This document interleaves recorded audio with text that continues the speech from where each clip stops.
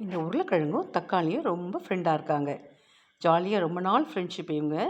ஜாலியாக பார்க்கில் பேசிகிட்டே வராங்க.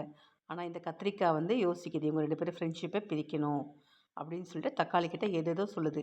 நான் உன்னை வெளில கூப்பிட்டு போகிறேன், நான் உன்னை காரில் கூப்பிட்டு போகிறேன், நம்ம 2 பேரும் ஃப்ரெண்டாக இருக்கலாம் அப்படின்னு சொல்லிட்டு உருளைக்கிழங்கிட்ட ஃபைட் பண்ணிவிட்டு தக்காளியும் கத்திரிக்காயும் காரில் போய் ஒரு ஹோட்டலுக்கு போகிறாங்க. ஆனால் உருளைக்கிழங்கு பாவம் அழுவுது.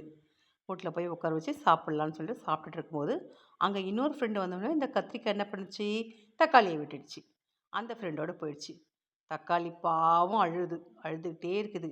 ஆனால் அந்த ஹோட்டலுக்கு பணமே கட்டல. அப்போ கட்டலைன்னா என்ன பண்ண முடியும்? தப்பு தானே, சாப்பிட்டுட்டு பணம் கட்டணும் இல்லையா? அவங்க என்ன பண்ணாங்க, நீ போய் இந்த வெசல்ஸ்லாம் இந்த பிளேட்டெல்லாம் வாஷ் பண்ணு அப்படின்னு சொல்லிட்டாங்க. தக்காளி அழுதுகிட்டே வாஷ் பண்ணுது. ஆனால் நினைக்குது, நம்ம ஃப்ரெண்டை விட்டு வந்தது நம்ம தப்பு தான், நம்ம யாரோட பேச்சும் கேட்டு வரக்கூடாது அப்படின்னு சொல்லிட்டு அழுதுகிட்டே வரும்போது, ஆனால் உருளைக்கிழங்கும் பாவம் அழுதுகிட்டே தக்காளியை நினச்சி அழுதுகிட்டே ரோட்டில் படுத்தே தூங்கிடுச்சு. அப்புறம் அது உடம்பு சரியில்லாமல் ஆயிடுச்சு. அதனால தக்காளி அழுதுகிட்டே கொண்டு போய் ஹாஸ்பிட்டலில் எடுத்து போய் சேர்க்குது.